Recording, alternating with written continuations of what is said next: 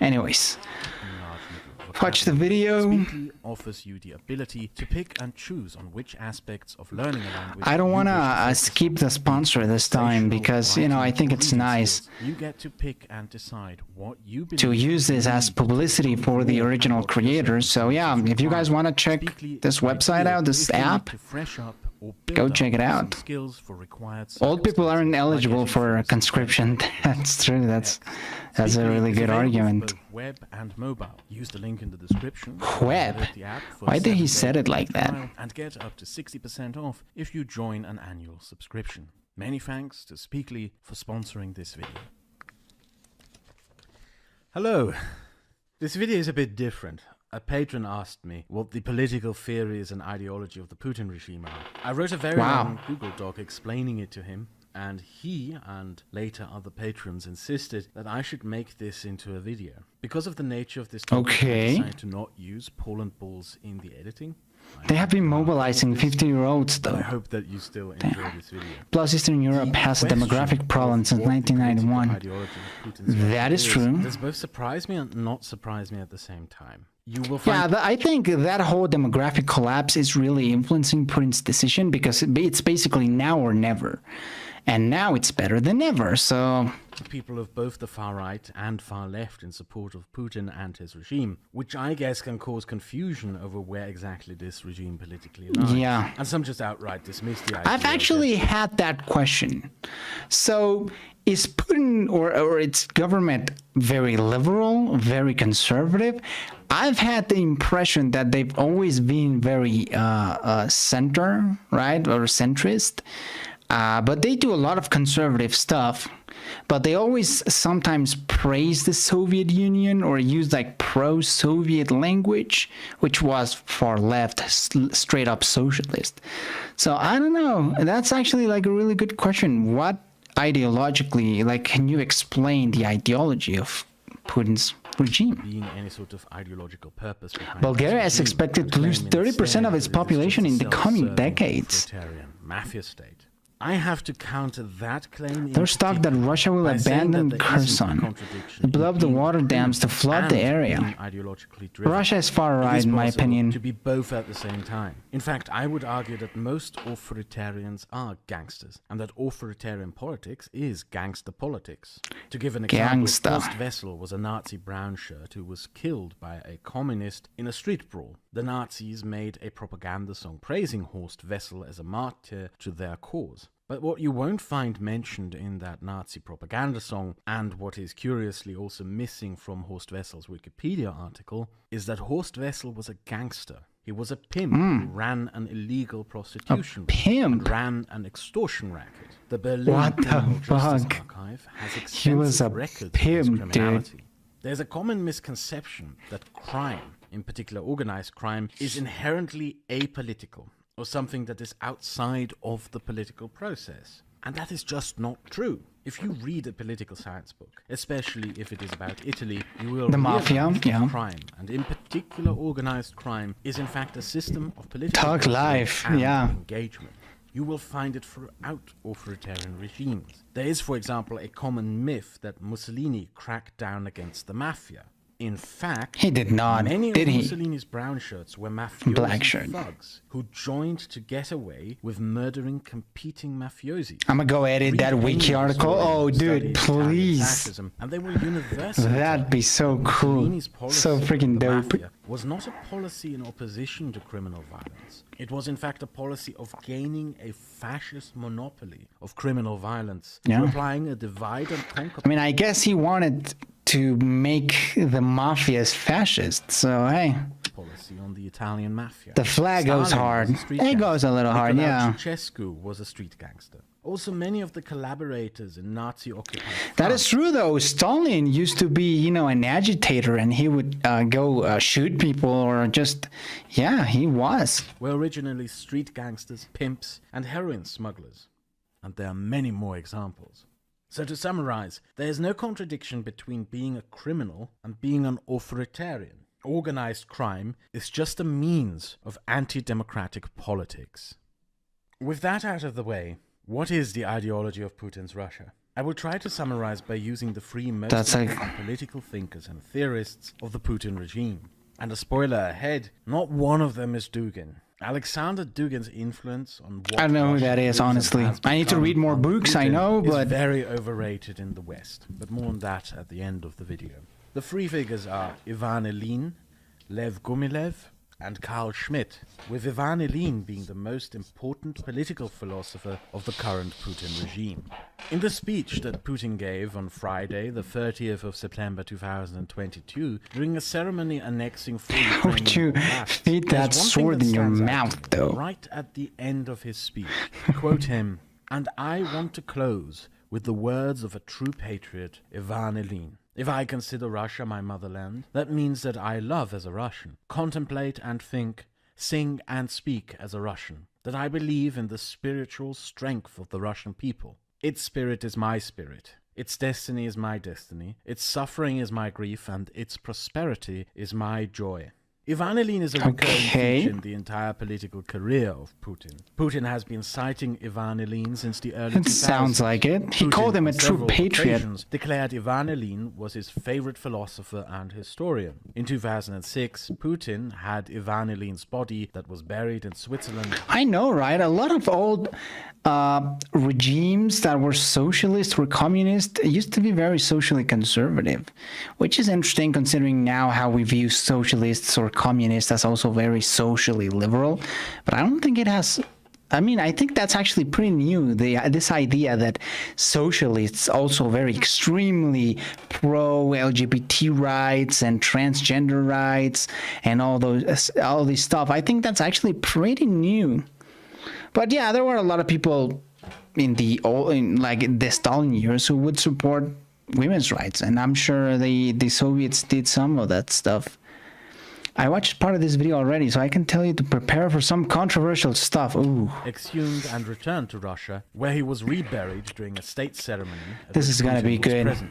A year before that ghoulish ceremony, I need some controversy, Putin, on his though. own cost, had the entire Ivan Ilyin The guy that responded to this video had a problem with Ilyin guy. Ilyin is not just cited by Putin, but is narrated from the perspective of Ivan Ilyin. The message of this film to the Russian public is that the Soviet Union and its history, and in particular the revolution, must be examined and understood through the lens of the writings of Ivan Ilyin. Curiously, the presence of Ivan Ilyin in modern Russian politics is almost completely ignored in the West. In many of the translations of Putin's recent Haven't heard much about the guy, well, if anything. The mention of Ivan Ilyin. I guess many in the West do this because they see citations in politics not too worthy soon of to tell.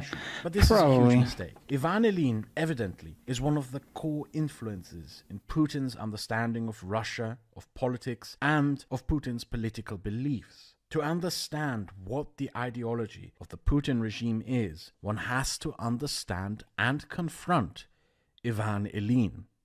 So, who was Ivan Ilyin? And what were his political theories about? I will try to explain. And what were his views on Trotsky? Because Stalin was a huge Trotsky hater, but is he gonna approve or disapprove of Trotsky and maybe approving of Stalin? Who knows, though? With the English, maybe. Not sure with America.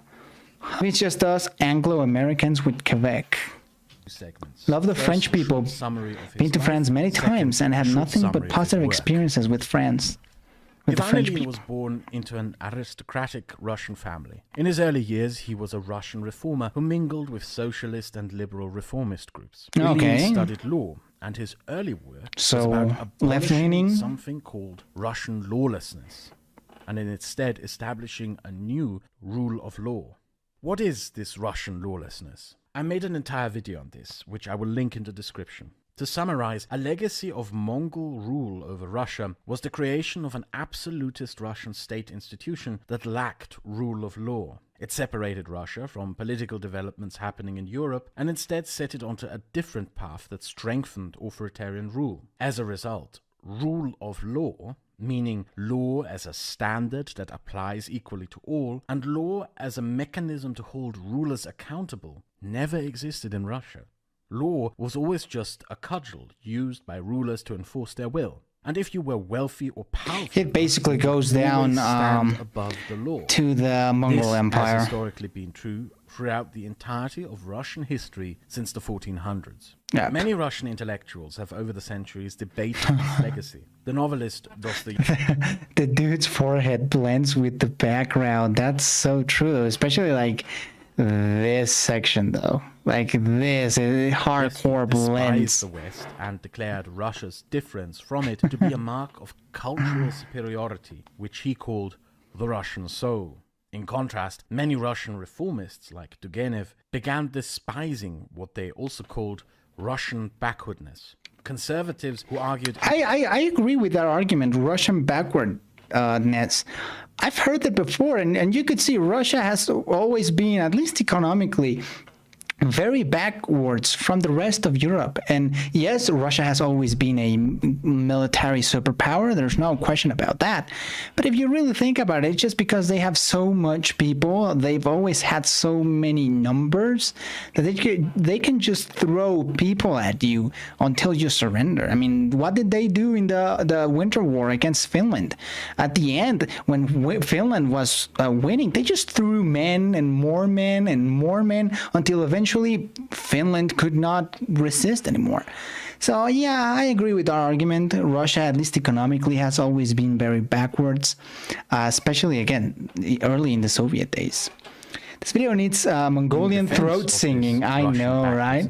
Russian lawlessness. As with everything else, it's always the Mongols. There are many words for it: Russian lawlessness, Russian backwardsness, or the Tatar yoke. I prefer using the term Russian lawlessness and will continue using it throughout the rest of this video. Russian lawlessness. Ilyin was in his student years a critic of Russian lawlessness. But as the First World War rolled Italian, in, French, he took English a dramatic mix. shift in his political beliefs. He had studied Hegel in Germany and became a right-wing politician. That sounds like a great idea, Thomas, actually. Not sure if you've done it before, but I haven't done it.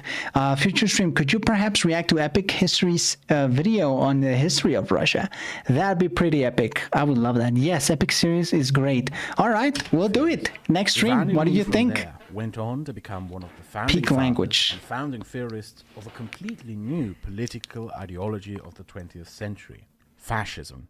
Ivan Ilyin's fascism is often called Christian fascism because of its religious overtones. After the Russian Revolution, Ilyin was arrested by the communist secret police, the Cheka, but not executed. The reason for this is that Lenin admired parts of Ilyin's work, specifically its anti-Western aspects. Lenin, therefore... Okay, so what do fascists and communists have in common in Russia?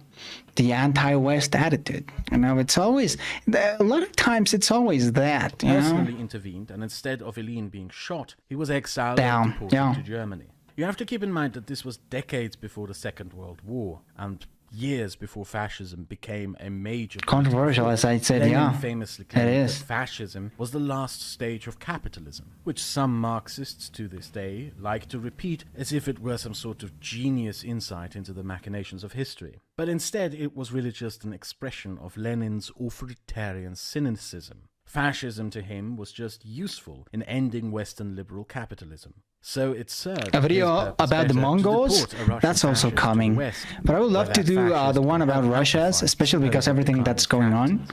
Ivan Ilyin spent some years in German exile and eventually moved to Switzerland. But wait, wasn't this guy Russia? How could he deported to Germany if he was Russian?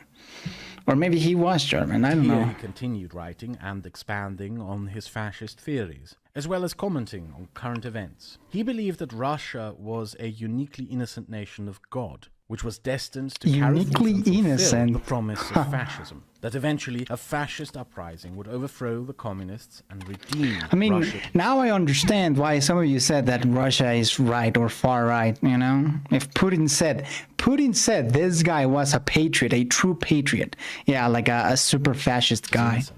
When fascism came to power in Italy first, Ivan Ilyin dismayed at this, but never gave up the hope that fascism would eventually come to Russia. When the Nazis invaded the Soviet Union, Ivan Ilyin wrote in praise of the Nazi invasion. He believed that the Nazis would dislodge the communists and help fascism rise to power in Russia. Interesting take, because Vladimir Putin is always, especially when he gives like a Victory Day speech or something like that, he's always proud about the Red Army defeating the Nazis and whatnot. Yet this guy, apparently his fucking idol, was like pro-Nazis invading Russia. The Nazis started losing Russia's reserve Ivan Ilyin did a 180-degree nomadic empires, comments and began I'll be gone for 4 minutes, guys. That's oddly specific, man, but we'll miss you. That those victories were actually not communist victories, but Russian victories, and that the Russian victory over the Nazis would prove that Russia was still an innocent and morally superior nation of God. Morally. After the end of World War II, Ivan Ilyin continued writing and advocating for fascism in his Swiss exile. He believed that communist rule of Russia would eventually collapse, and that a fascist state must replace whatever comes afterward, to preserve a Russian empire. The books Ilyin wrote in exile were intended as guidelines for the leaders of a post-communist Russia to build that state. After Ilyin died, he was largely forgotten. His writings were banned in the Soviet Union anyway, and in the West he was widely seen as some obscure far-right lunatic. But Ilyin emerged after the Soviet collapse, and his books became very popular during didn't he say at the beginning that some of his work was like taught in schools? So doesn't that mean that they are teaching knowingly fascism in Russian schools? Wow. I mean, that makes some sense, but it's really fucked up. Holy crap. I know, right, dude? This is fucked up. They are teaching fascism in Russia. Like, straight up. As you saw, he's a patriot to Putin. Wow, that's insane. Biography out of the way. Holy shit. What did Ilyin write?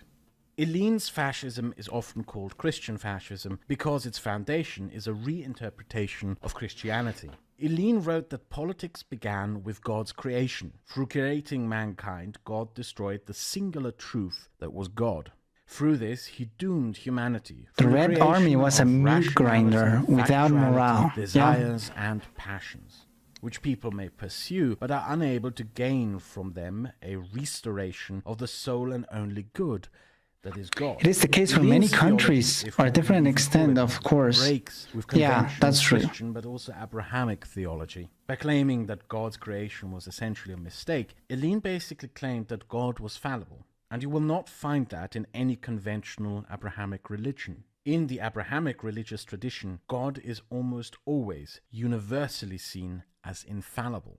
Ilyin wrote that it was the duty of mankind to restore God's truth through Christian fascism, and that the country destined to undertake this task is Russia. This is because of the previously mentioned concept of Russian backwardness. Ilyin wrote that Russian backwardness or Russian lawlessness was in fact a blessing. Things like state accountability were in fact rationalities and passions that drove people away from God. They were symptoms of a Western degeneracy, and through not having these modern political concepts, NFRC made a video about propaganda in Russian schools. That'd be good to watch. This man straight up said humanity was a mistake. Yeah. Recently in the school for like 8-year-olds in Russia, books are saying they should give their lives for the motherland. Oh my God, that's horrible. But it doesn't really surprise me. I don't know about you guys, but this, I'm kind of shocked, but not really that much. Russia. It's Russia, you know. That's why they do. Of their society, Russia was in fact a blessed and fundamentally innocent nation, the nation that was closest to God. So to summarize, Ilyin believed that Russian lawlessness was in fact a blessing. If only the Mongols held on to power longer. Eternal Russian innocence is also a core element. Or I know, maybe they could have become worse. Being blessed by God was an internally innocent nation. No crimes and no wrong could ever be committed in the name of Russia, because Russia is the nation of God. It is the duty of all Russians to never question Russia or its leader, and to unconditionally worship. There we go. That's why Putin loves this guy. That's why he loves him. I was a little bit like shocked. Why is Putin supporting like a little fascist? But there we go. That's it. He's all about, you know, Russia is the nation of God, and nothing bad happens to Russia. Russia never does something bad. It all makes sense, guys. It all clicks. My country's favored by God. Insert Buzz Lightyear meme. Flaws are in fact. Oh yeah, and like 1,000 countries saying the exact same thing. My country's favored by God. All that Russia does must always be an act of righteousness, as Ilyin said, and Putin recently quoted, "If I consider Russia my motherland, that means that I love as a Russian, contemplate and think, sing and speak as a Russian, that I believe in the spiritual strength of the Russian people." Aren't like Russians, I mean, not to start picking about this guy's quote, but aren't like Russians known to be like very cold? Aren't Russians like actually very bad lovers? Like Russian men particularly being like abusers and all that, and like very cold? You know, a lot of people like Russian women, but it's just like a looks thing. I don't think they are great partners or great lovers either. So, I don't know. It's kind of a weird quote, not gonna lie. I wouldn't want to love as a Russian. Destiny, its suffering is my grief, and its prosperity is my joy. Because of this, the communist revolution was not a Russian evil. Ilyin wrote that communism was merely the ultimate expression of Western degeneracy. Oh, one German Russia guy still remained innocent, and that Western Jews and communists had deliberately targeted Russia in an attempt to destroy its innocence. Western Jews? Didn't Russia have like a lot of Jews? This message, by the way, is reflected in that 2017 Netflix series about Trotsky. The Soviet victory over German Nazism. I'm gonna use a VPN to like go to Netflix Russia and watch that series. It sounds interesting. I can't deny it. Ultimately evidence of a superior Russian spirituality, and Russia would be destined to resurrect from the ashes. So yeah, it's just another guy saying, "Hey, Russia is superior." Communism for an act of righteous mass violence that would destroy the West and restore the order of God. That mass violence didn't happen. And lawless violence also play a prominent role in Ilyin's writings. Ilyin saw violence, when committed in the name of Russia, as the ultimate good, an act of sacred redemption that would restore the order of God. Lawlessness, you're in right. Ilyin's view, was a necessary... I mean, who expects men to not be abusive in Russia, the country with a severe alcohol addiction? You got a point there. To enable this excess of sacred violence. Who would want to love like Russian? Of Ukrainians, remember that they kind of decriminalized domestic violence. That's true. And I think what's interesting, I think Kraut deleted that video. And someone in the comments said something like, please don't delete your reaction, because that's like the only or one of the few copies of that video. And that's why the video is still up. I don't know why Kraut deleted that video. That was, I think, one of his best videos, and one of the ones that really shook me the most and really gave me introspection into the Russian world and what women, we were just watching the things that are happening in Iran, but what's happening in Russia with women and abuse is terrible. It did. Yeah, Russia will help God make a comeback. Yeah, say that to East Germany, I know, right? Quotes. This is because he believed that these were only subnationals, Ukrainians, Georgians, without any true difference to the larger Russian body national. He called them a fraternal people in God. And any mentioning of Ukraine as a separate national or cultural identity that could act independently of Russia was to be seen as treason against Russia and severely punished. There we go. There we fucking go. Inequality. He wrote that the middle classes were the most lowly of all social classes. That is because the middle classes were a symbol of social mobility. And in the one true godly order of good, a society should not have any social mobility. The middle classes ought to be trampled upon, eradicated and destroyed. The ideal citizen of a society was one with no aspirations for social advancement in class or identity, but a vast mass of uneducated peasants obedient to the leader of Russia. Inequality was God. Basically a caste system. Yeah, a Christian version of a caste system. Basically, don't have aspirations, don't have motivation, don't be middle class, right? Either you're rich, you know, like the 1% of the population, or you're poor. What? I mean, well, he's very right-wing, so... On social status where rebellion against... Damn, that's really fucked up. Society must be as static and ossified as possible. Static? The economy must be owned by a small oligarchy, not for the purpose of innovation or economic advancement. I mean, he's just straight up, yep, let the oligarchs be oligarchs. And again, another reason why Putin probably loves this guy. He has a lot of oligarch friends. Because a small oligarchy would be easy to control by the leader, and could therefore make... Am I going to be banned in Russia? You know, I don't know. I do make a lot of anti-Putin comments. Maybe I'm already banned in Russia and I can travel. Available to serve the leader in all ways. Yeah, perpetual elitism. Wow, what a surprise. I know. To annihilate the idea of any and all political participation. Ilyin believed that politics ought to be destroyed for God's divine order to be restored. History must be ended. There were to be no political parties.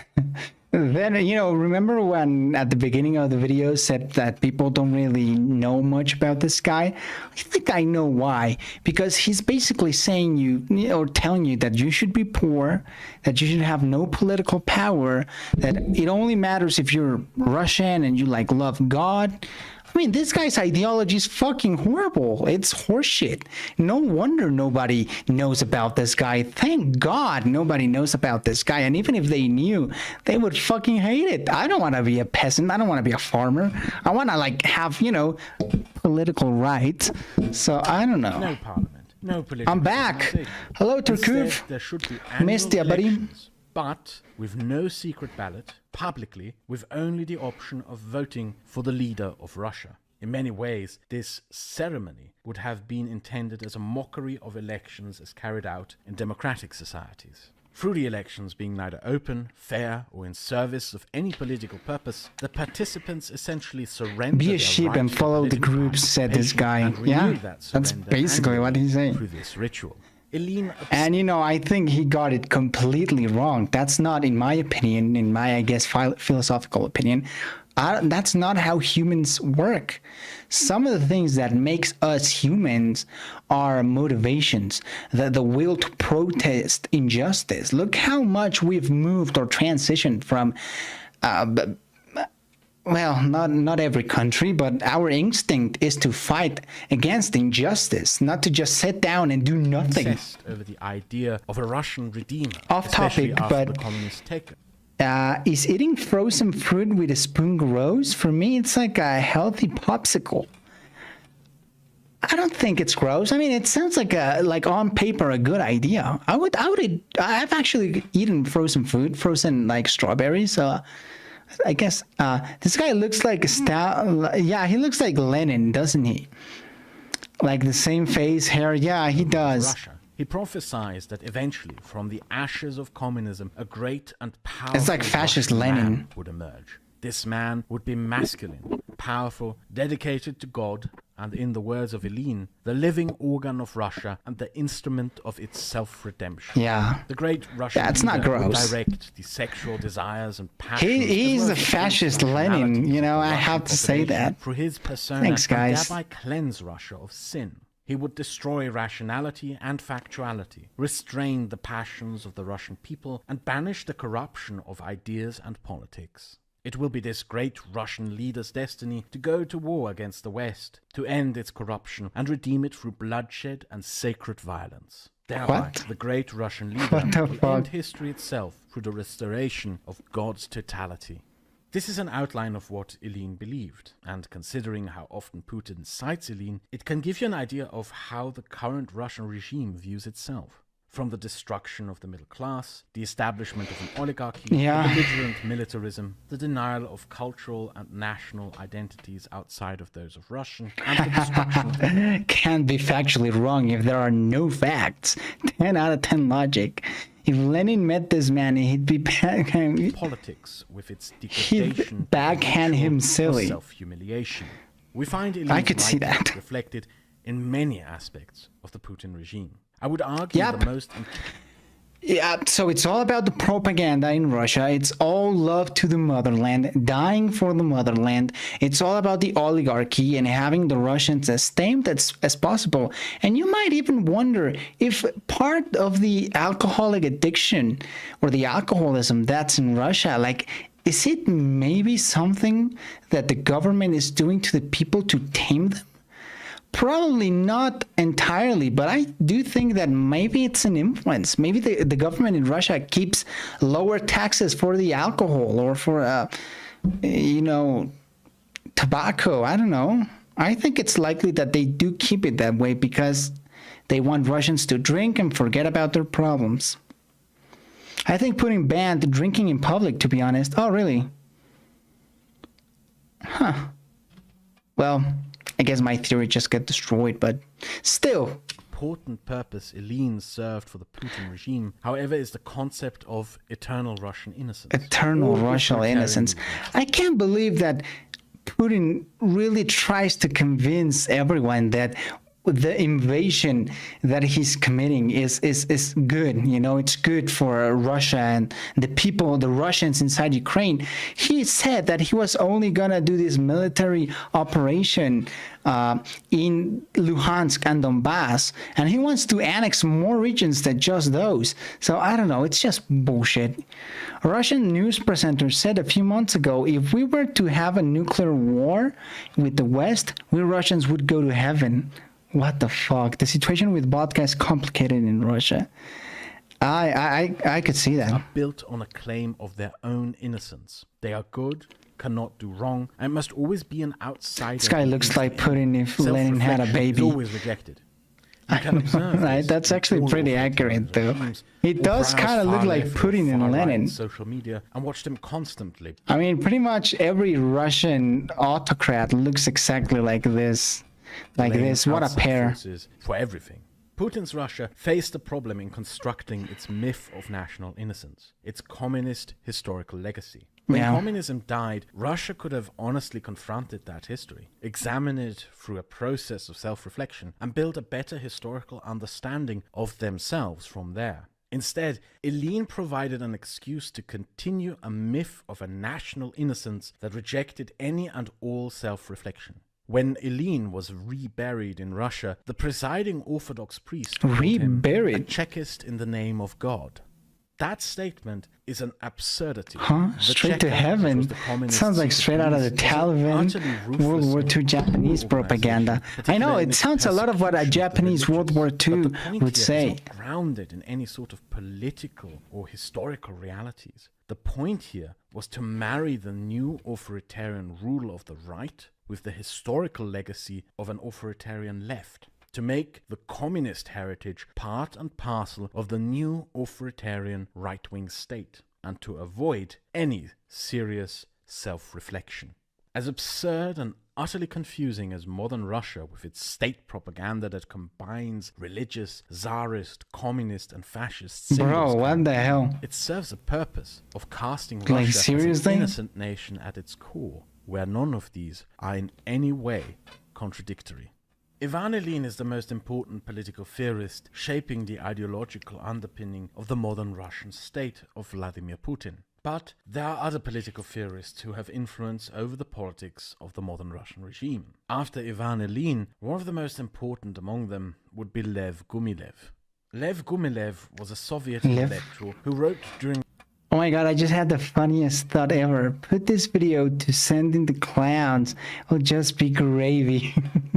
The second half of the 20th century. He attempted to explain the presence of communism in the Eastern Bloc as opposed to the West through the means of geography, climatology, anthropology, and I love how Albania is only like partially communist. Wasn't like Albania super pro-Chinese, and they either supported Maoism or just like the communist or socialist style they had in China. I like that, you know, I like that detail that they were like, okay, Albania kind of communist, but not really, not entirely. West, through the means of Also off topic, but isn't it crazy that China was a monarchy for 3,000 years? Straight minus the civil wars. It is pretty crazy though. I have to think about it. Albania, no Russian, just China. Yeah. They initially saw themselves as tasked with overcoming it, but they failed at that task. So instead of confronting its legacies and institutions, the Soviets came up with a different idea. The crafting of a new narrative of political history. We are no longer the backward ones. We may have once been backward, but now in fact, you in the West are the backward ones. Through the guidance of Marxism, we have leapfrogged ahead of you, and we will eventually guide you into that progress. Lev Gumilev was one of the Soviet intellectuals Remember, no Russian. Narratives of history. Albania, no Russian, just China. Remember, no Russian. His political innovation was to rebrand eurasianism, a traditionally right-wing position, as part of the Marxist political canon. He described the separation of East and West as a phenomenon created by geography, climate, astrology, Mongols, and Jewish conspiracies. Is this gonna be like some sort of racism, like pro-Slavic? Well, maybe. Let's watch.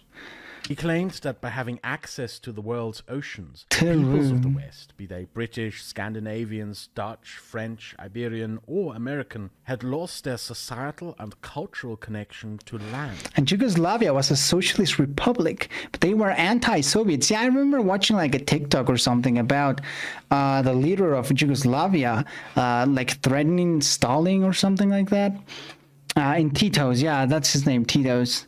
A friend of mine was from Bulgaria. He said that his parents during the communist era had to dedicate everything to the party. Poetry, art, and so on had to be about the Communist Party. What's sad. Well, that's so sad. I'm more interested on Tito's interpretation of communism than Stalin's. The guy looks like my grandpa. I'm not even joking. I know, it looks like my grandpa too. That's so funny. He looks like everyone's grandpa. Feelings don't care about your fact, Ivan Ilyin. Yugoslavia should be back. I don't know if Yugoslavia should be back though.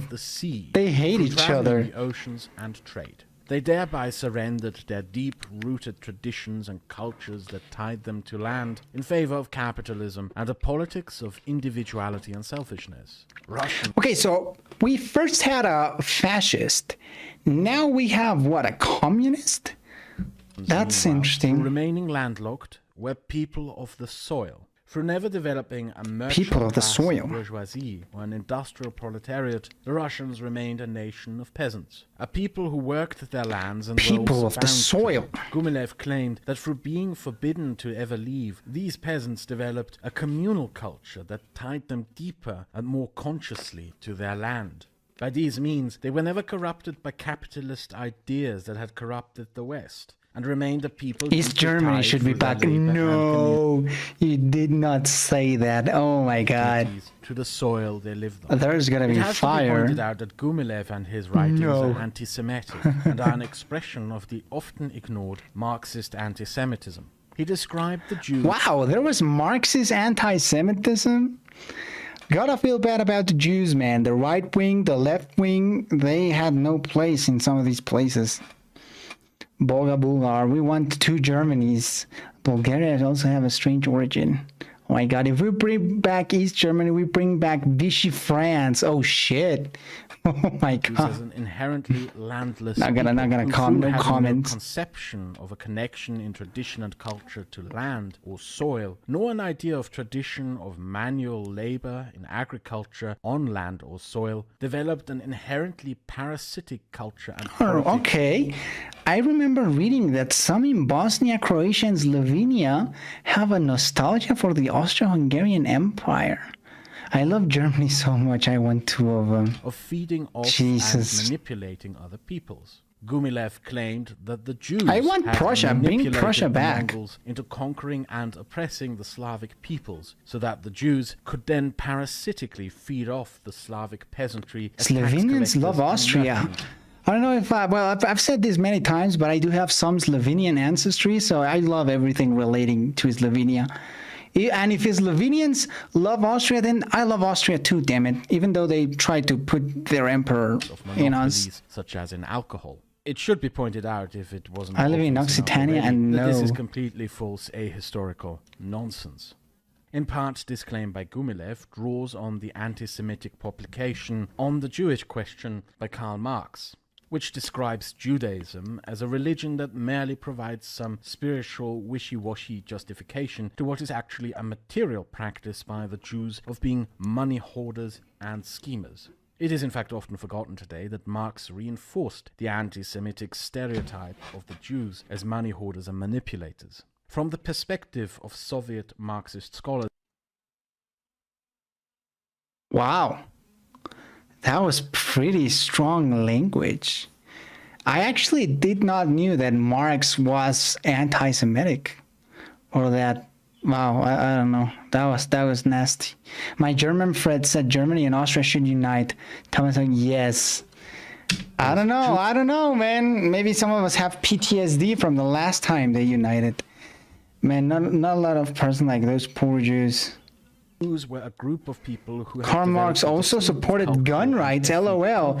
That's funny though. Difficult for Jews to develop the irony. Class consciousness. Because of this, Jews were categorized in the Soviet Union as a special nationality group and were often surveilled and treated with suspicion across communism. Wow.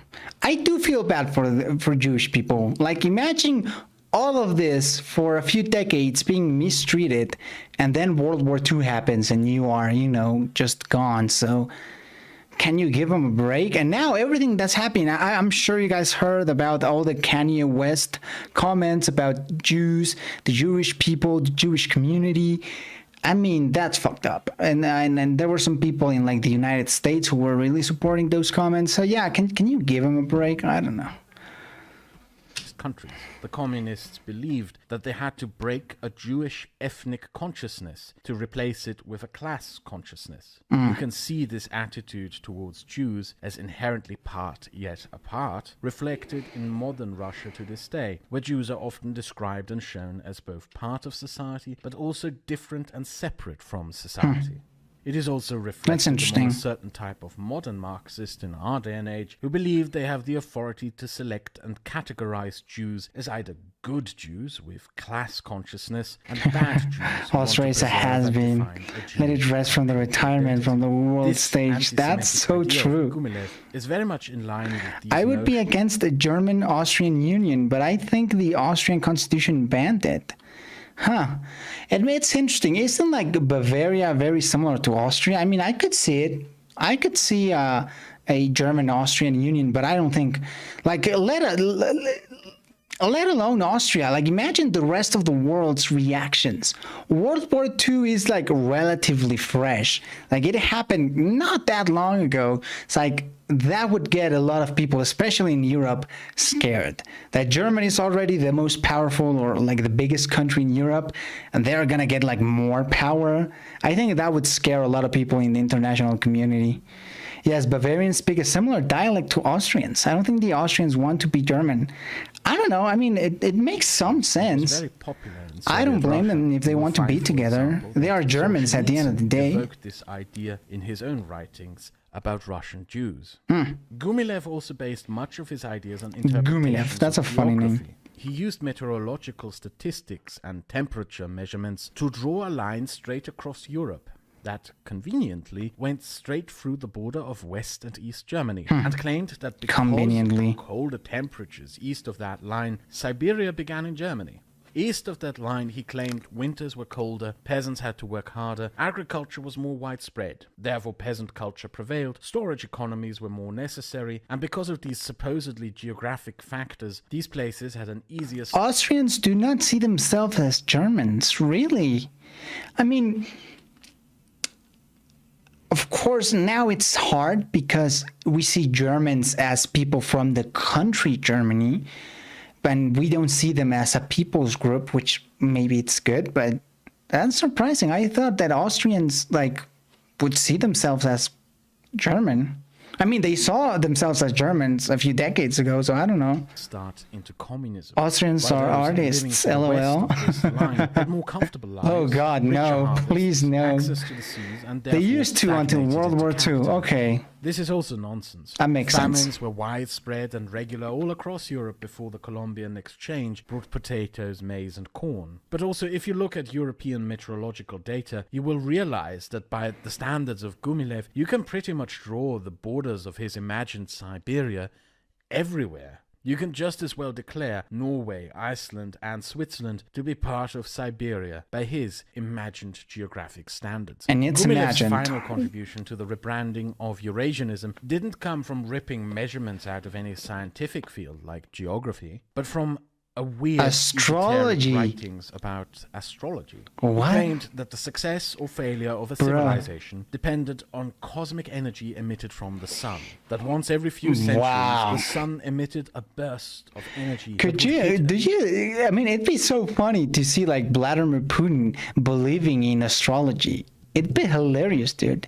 Another friend I used to know was Spanish, and I quote him saying Franco was based. Wow.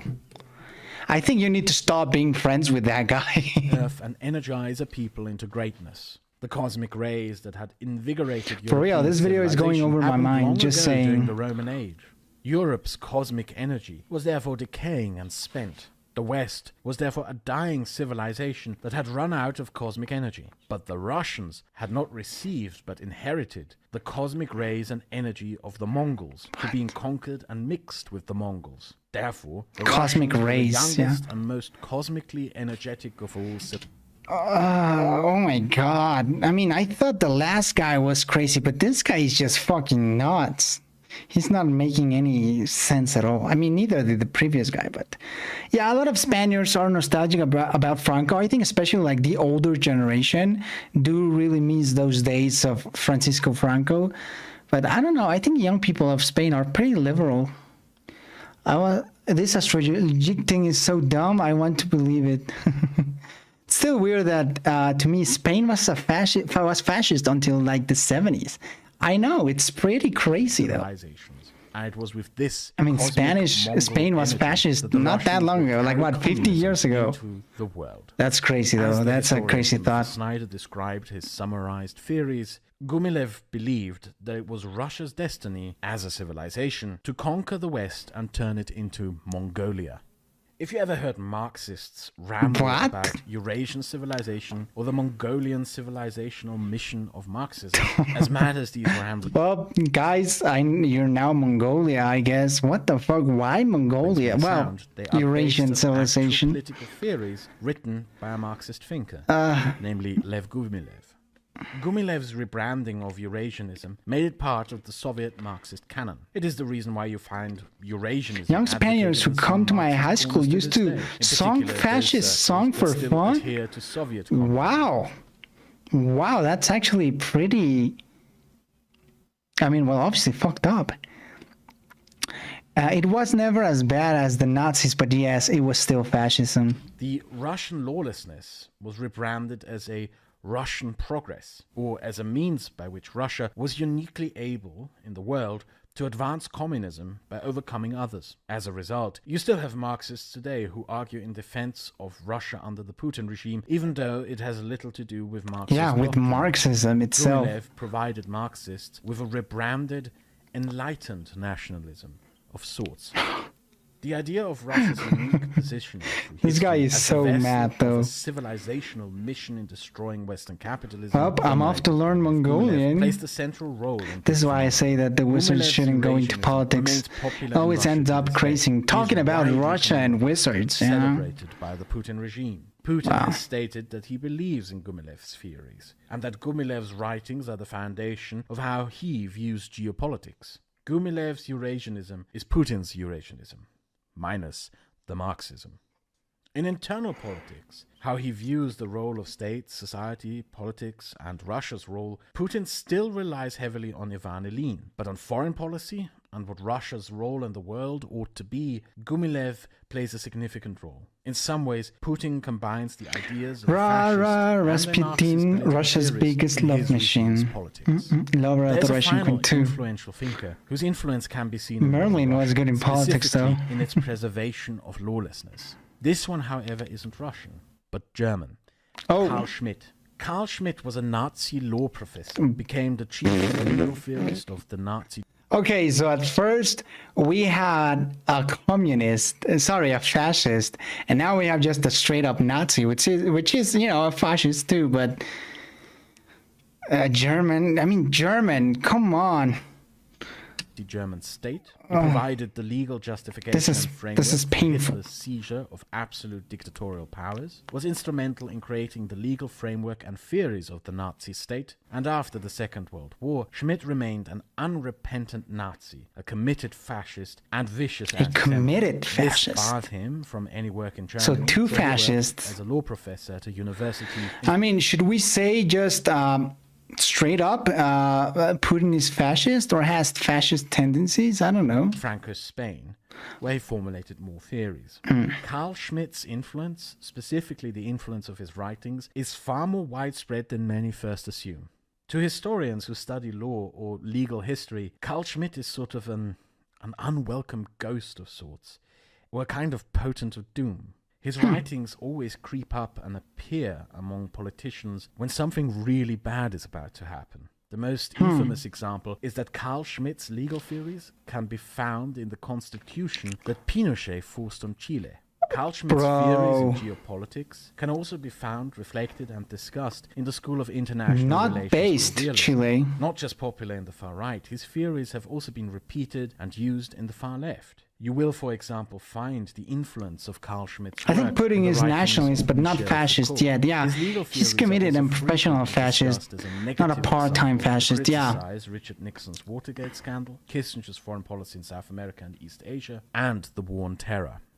Karl Schmidt's most influential Putin used fascist rhetoric in order to legitimize his power against parliamentary democracy, a liberal world order, popular sovereignty, and constitutional rule of law.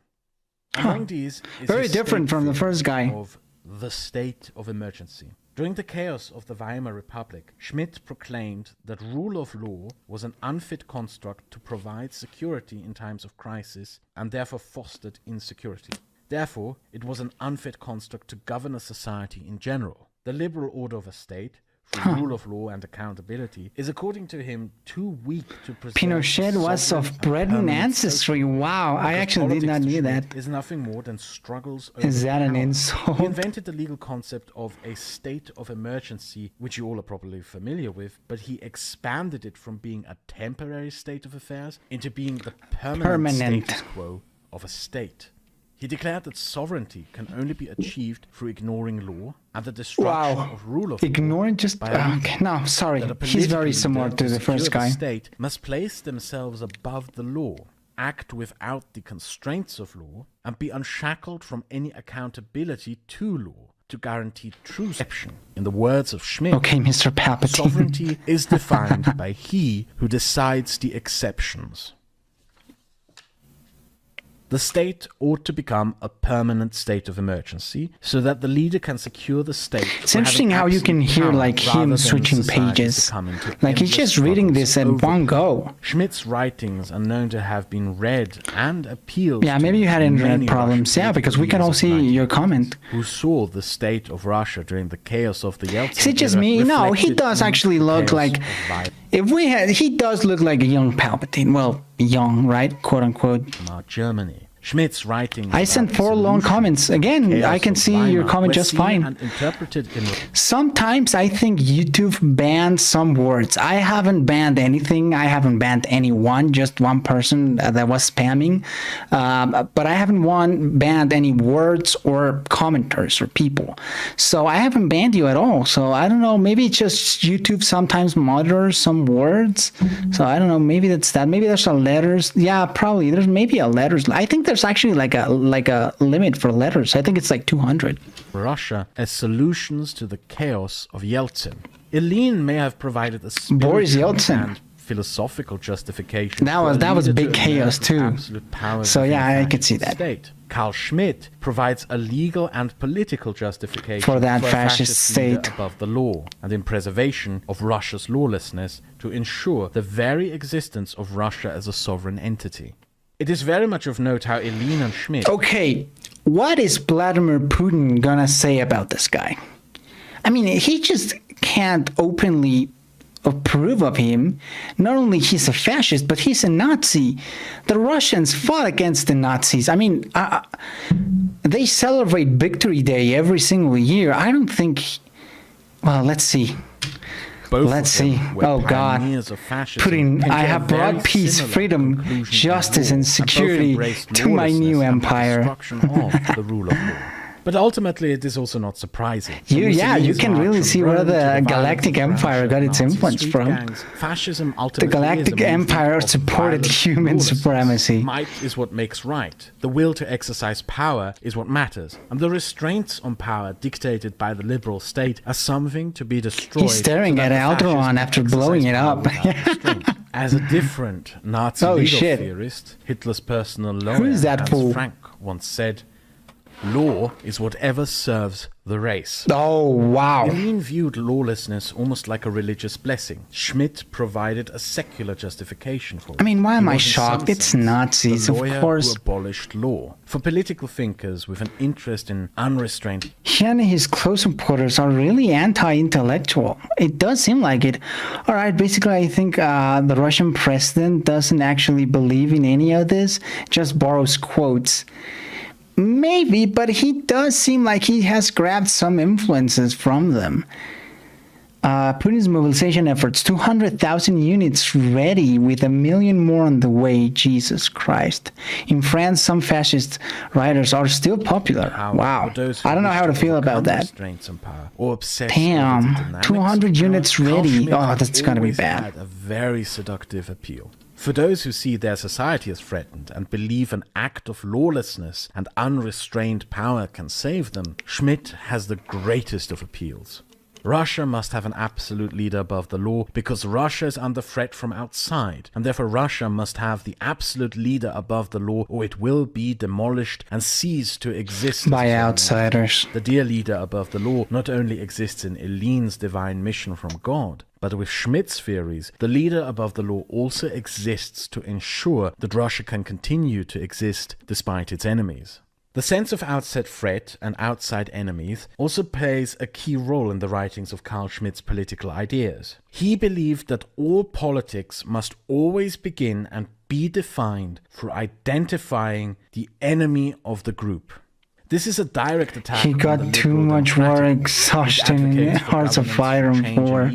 Okay, sorry for that joke. And compromise. There can be no such thing as compromise in Schmidt's politics. Society is in a constant struggle for power between groups and for the body national to be preserved. Yeah, it's all about power, really. Group. Besides serving the purpose of securing the state from any and all threats, the identifying and pursuit of an enemy also provides a foundation of common unity in struggle to the group that makes up the body national. Politics must be understood as war. Ferdinand Dessalines, very, very fascist, he was a writer. His books are seen as classic French literature. You can have disagreements with. Those who you have disagreements with are in fact your enemies. The enemy can only ever be an outsider, and you must rally. The Russian war machine just isn't the old Soviet one. Yeah, absolutely true.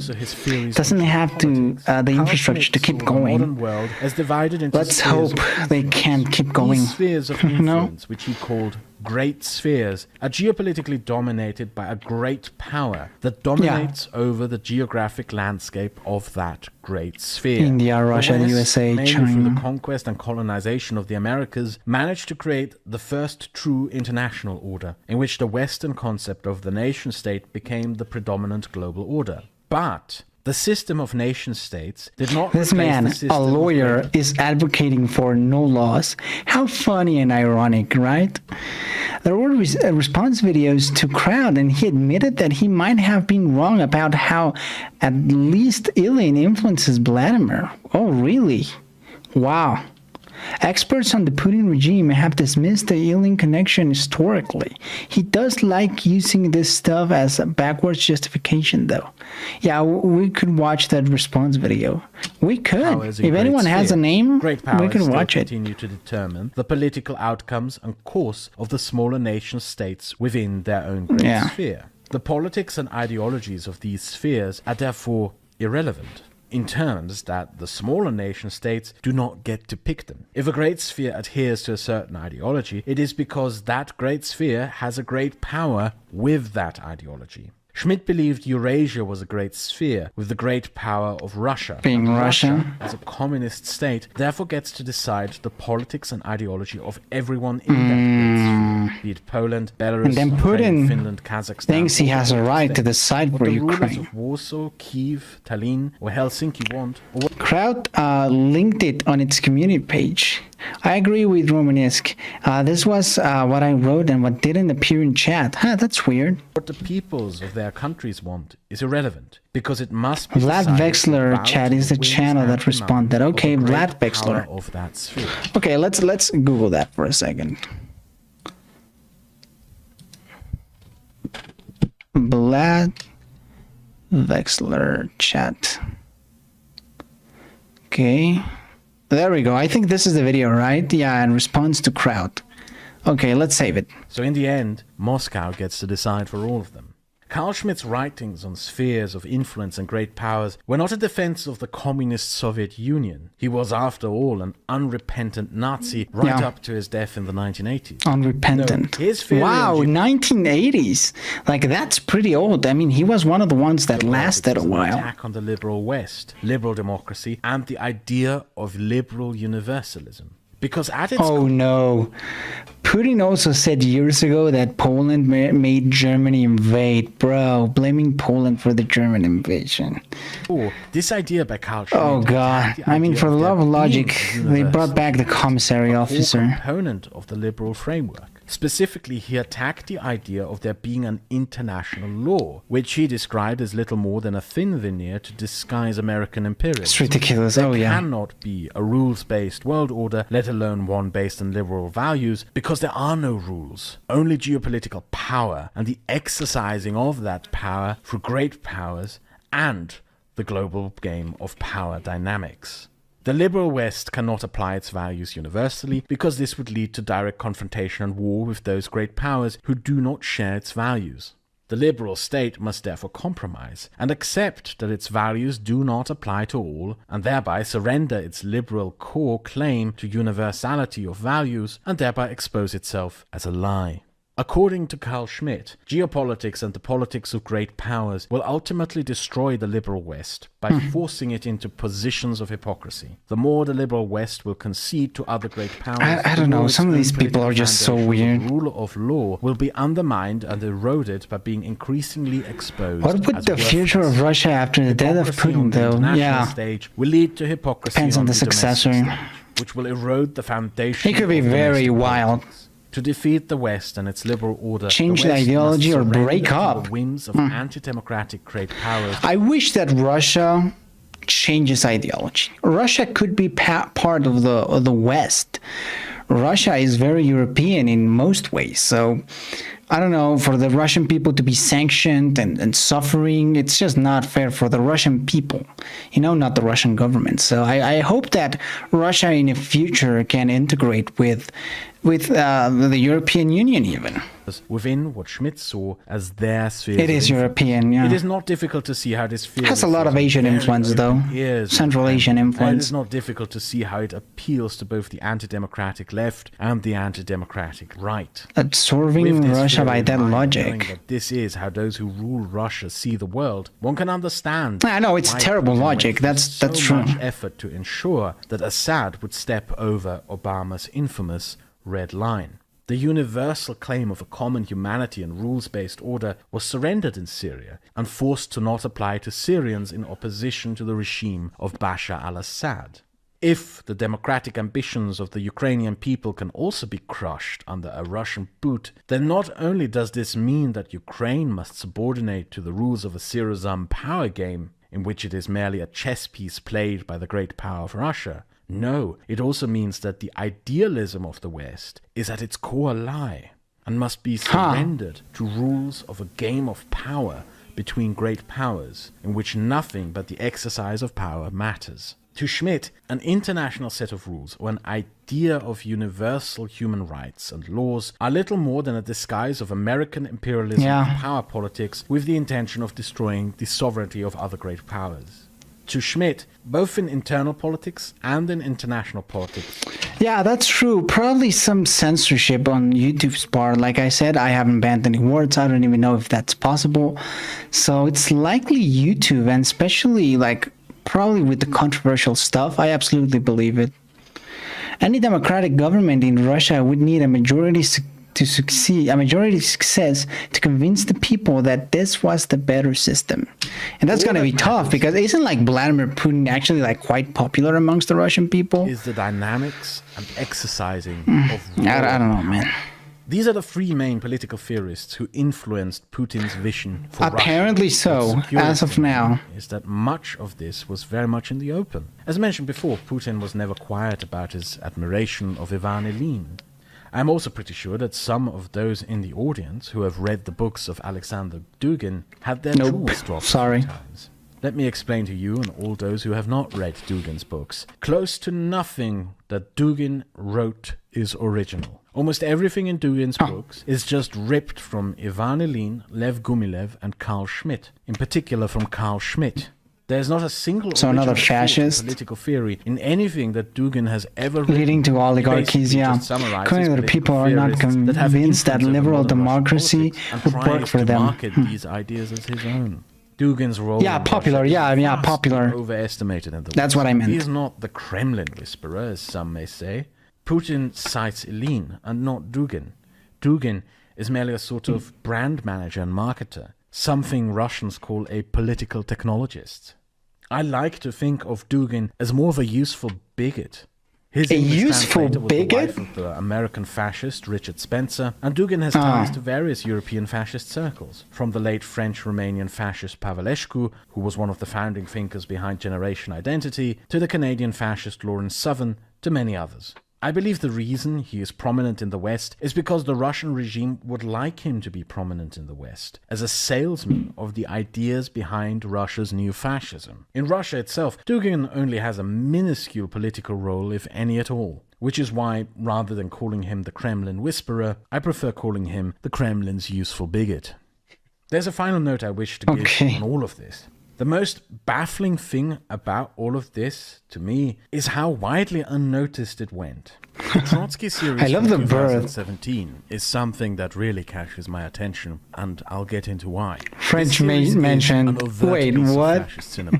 There is absolutely no doubt about this. It depicts the Russian Revolution as inherently Jewish. It depicts the Jew, through the figure of Trotsky, as the grand schemer and shady manipulator of Lenin. The revolution is driven and manipulated from the shadows by the Jew Trotsky. The Jew Trotsky is responsible for the violence and terror of the revolution, and the Jew Trotsky creates Stalin as a sort of golem to help him in his shady schemes and acts of violence. The Jew Trotsky then loses control over his terrifying creation. The Russian Revolution is presented here as that time that the Jews were in charge of Russia, as a sort of Jewish mistake, and presented as something Russia had to redeem. The Soviet Union was a Jewish mistake in this guy's mind. Communism was a sort of Western degenerate idea that infected Russia, which was promoted and driven primarily by the schemes of Jews. And don't forget that this entire narrative of this film is told and presented from the imagined perspective of the fascist political theorist Ivan Ilyin. You really can't get more in-your-face fascist than that. This is fascist cinema. It belongs into the same category as the Goebbels film Yüzsüz and the KKK movie Birth of a Nation. Birth of a Nation was pretty hardcore. Out to me so much. Haven't actually watched it, but that we just discussed. I don't know, like you can watch it somewhere. In which a postmodern cultural politics is very popular. The study of fascism through its history and its political theorists is widely discarded. I bet you most self-declared anti-fascists watching this video have in fact never even heard of Ivan Ilyin or Karl Schmidt. Yeah, probably. Instead, politics is increasingly understood as a process driven by art and culture, and therefore the study of movies and fiction, of artistic narratives, and the supposed hidden political meanings of them is emphasized. The study of politics has increasingly been surrendered to pop culture critics, literary critics and artists, from Umberto Eco's famous list to Slavoj Žižek's interpretations of films, to also a countless series of essayists that you will also find here on YouTube. Throughout all of them, people will tell you how to recognize a fascist based on a set of aesthetics or pop culture phenomena, rather than based on the interpretation of any real political theory, text or practice. And it is almost funny to me how you have this almost massive industry of sorts of pop culture critics and essayists, educated and specialized in art college, in how to find the hidden political meanings and the hidden fascisms within modern pop culture, and yet not a single one of them. Not sure about Birth of a Nation, but you can watch Trotsky series online for free. Nice. Actually, I'm interested. That they claim to be their purpose of existing. The only people you will find who recognize this series for the piece of fascist cinema that it is are people whose background lies in history and political science. In particular, the historian Timothy Snyder has been sounding the road to unfreedom, the sinister implications of Putin's obsession with Ivan Ilyin, and was one of the few people who recognized this series for the piece of fascist cinema that it actually is. So one takeaway when it comes to the study of politics and history... My mind is all over the place after watching this video. Yeah, I'm all over the place, especially now that you guys have told me that the whole Ivan Ilyin thing is not very accurate and that someone responded. I'm like, I don't know what to think anymore. I mean, it does make sense that he has quoted them, and some of its ideology made sense with some of what Putin seems to think, but apparently it's not entirely accurate. And we're going to hear the other side of the story. And political science. Yeah, me too. It's like, wow.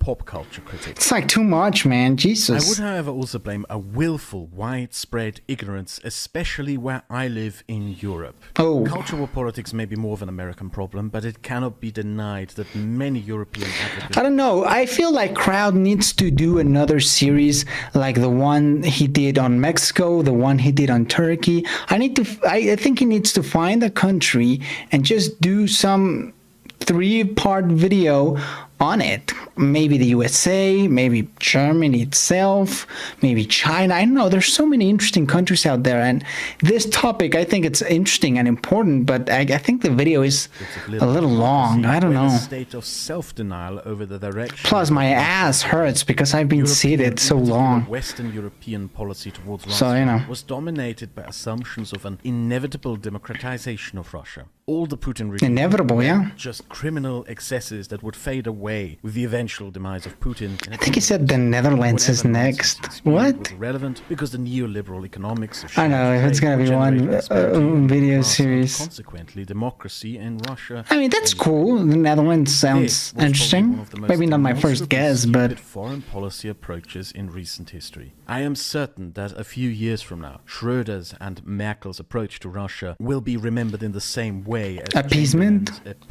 Okay, I think that's a little bit of an overreaction, you know, but I kind of see it, but I don't know. Again, I feel it's kind of an overreaction. Go make yourself something nice to eat after. Oh, definitely will, my friend. All I got for this video was play Fallout New Vegas. I haven't played that game, so I honestly have no idea, bro. It is almost a symbol of an enormous problem in modern European foreign policy. But yeah, that's arrogantly point at the Americans as supposed enablers of foreign dictatorships and go very silent when we are asked how French Mirage fighter jets ended up in the hands of Saddam Hussein and apartheid South Africa, where they were used to... Hey, the French were mentioned again, bro. Villages. How Pinochet used helicopters that he bought from Germany to murder dissidents. Or that throughout the 2000s, Italy sold billions of modern weapons. That could be very interesting. I hope the Netherlands series is about the East India Company and early modern capitalism. For tanks to the Syrian Assad regime, where they were used against the Syrian people. Or that the French were actually just about to sell an amphibious there's the French again. Russia right up to 2014. The majority of my subscribers and audience are European, and I really want to hammer this point in, especially to you. Our foreign policy towards dictatorships, especially in Western Europe, is dangerous and hypocritical. We have a long tradition of stupid European foreign policy regarding this. Capitalism and market integration are not some magical potion that will create democratic institutions out of thin air, especially if you sell weapons to dictators. I think Russia is the greatest example that market integration is really not gonna unite the whole world into global peace. You know, war could happen. In fact, we are probably closer to the Third World War than ever before, other than like the missile crisis of Cuba, or like something like some era in the Cold War. But outside the Cold War, right now, we are close to World War III than ever before. I wonder how this era in our history will be looked back on in, say, 300 years. It will be interesting. The German practice of buying Russian hydrocarbons, I don't know, the Chinese era, or the post-American century. A consequent degrading of the last remaining democratic institutions of Russia.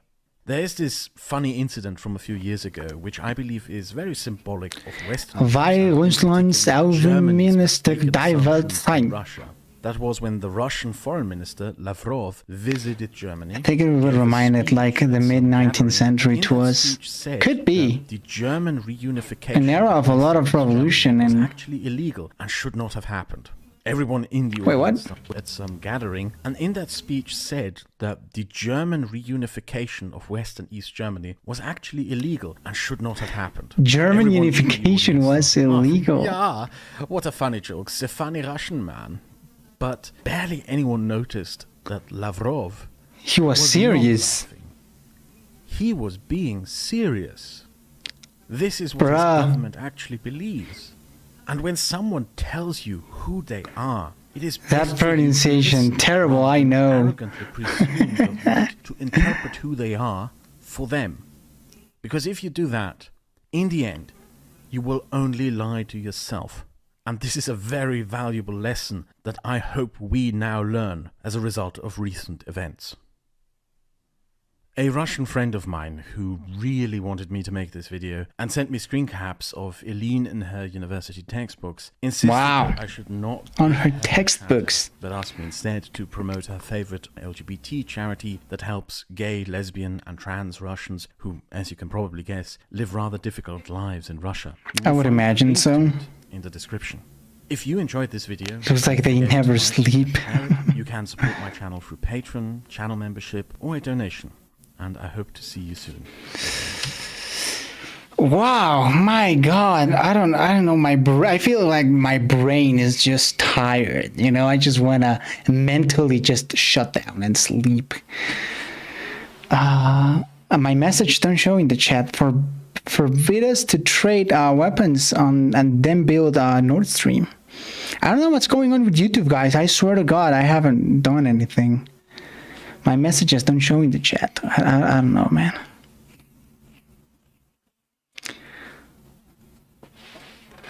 I mean, Germany does buy a lot of energy from Russia, but I think they have not a lot of choices when it comes to energy. You know, Germany is a massive country that needs a lot of energy. And Russia is close, you know, Russia is pretty close. I know. Most fear the rise of regime control leading to democracies feeling like they have to resort to extremism to combat it. That would make sense. What about nuclear?